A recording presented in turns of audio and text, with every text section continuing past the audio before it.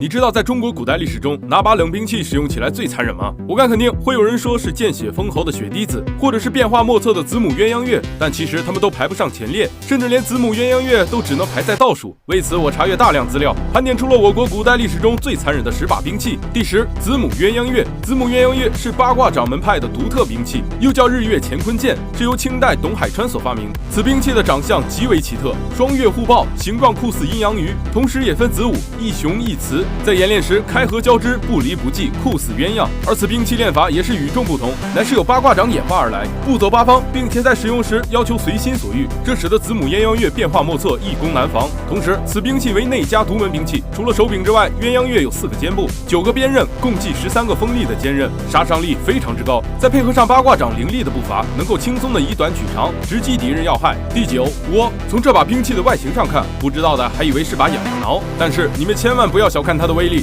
在我国古代就曾出现过一位用倭高手，那就是李存孝。他手中密焰朝天倭，当时天下无敌，王不过相，将不过李之说就是由此而来。甚至就连号称5代武功第2的王延璋，在他的握下也走不了几个回合。而握在造型上有5个极其锋利的铁钉，就像一个带刺的手，并且握的重量比较沉重，这就可以让使用者把倭抡到敌人身上，然后毫不费力的将人的皮肉撕下。但如果是伸到敌人的脖子上话，就非常轻松的就可以致人死亡，属实残忍。第8，暴雨梨花针。在古龙的楚留香传奇里，有一个击阔类暗器，叫做暴雨梨花针。这个暗器是少见的范围性杀伤类暗器，并且攻击半径相当可怕，乃是由湖南双剑之子周世明发明，并且金庸的《鹿鼎记》中也有类似的暗器，不过名字不一样，在《鹿鼎记》中叫做含沙射影，操作起来比较简单，威力还十分不俗，是用来突袭的绝佳暗器装备，并且其扁平如夹，长7寸，厚3寸，上用小篆字体雕刻，出必见血，空回不降。在发射之时，将会有27枚银针激射而出，号称天下第一。中国古代中最残忍的10大兵器，你觉得是什么？第7，铁剑。这把兵器第一眼看上去像个铁棍子，但当你再仔细看时，在铁线的前端有一个尖头，可以说就是一根铁杵，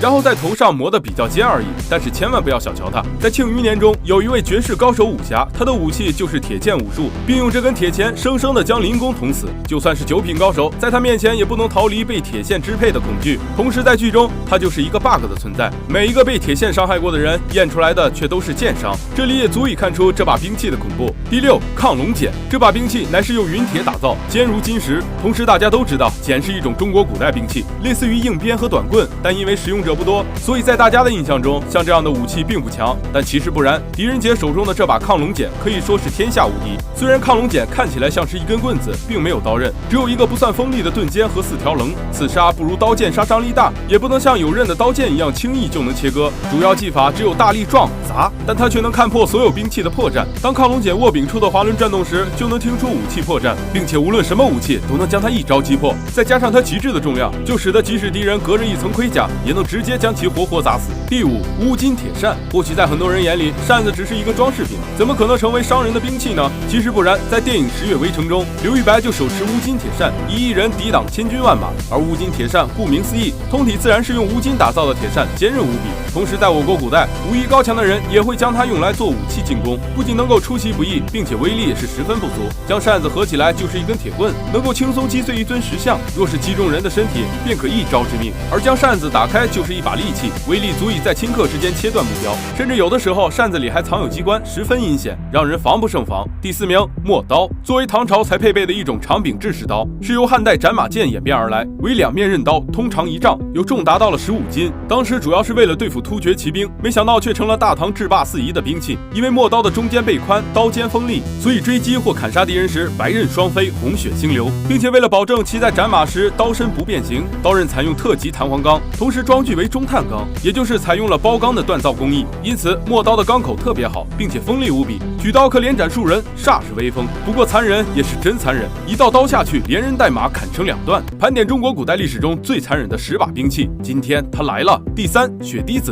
一件暗器的成名，总是建立在其不凡的成就之上。在清朝雍正年间就有一个暗器，听名字感觉没有什么，但是凶名却是远扬，它就是大名鼎鼎的血滴子。而在民间野史里，血滴子是一种悄无声息的杀人暗器，为雍正皇帝的特务组织詹干处所独有的一种暗器，像鸟笼，并且血滴子是一种投掷类的暗器，100米之内见血封喉。它以革为囊，内藏快刀数把，控引机关，而经过训练的使用者都能稳稳地将血滴子套在目标的头上。等到击扣卡死，只要往回一拉，目标人物就会变成了没有脑袋的尸体，想想就觉得恐怖。第2名，流星锤。流星锤是一种将金属锤头系于长绳一端或2端制成的兵器。其次，锤有瓜形、多棱形、浑圆形等，锤身末端有象鼻眼，使用时以绳索一端系住器物，另一端握在手中，用手臂之力使锁击器，借运动的惯性沿切线方向抛射杀敌。不过，这确实是一件不易习得的武器，因为在使用此武器的时候，要利用身上的各个关节作为支点，以此为基础做出各种招式。因此，这个武器对于使用者的能力要求很高，但是如果能运行自如的话，威力将巨大无比。同时，我们可以想象一下，被这种兵器砸到一下会发生什么。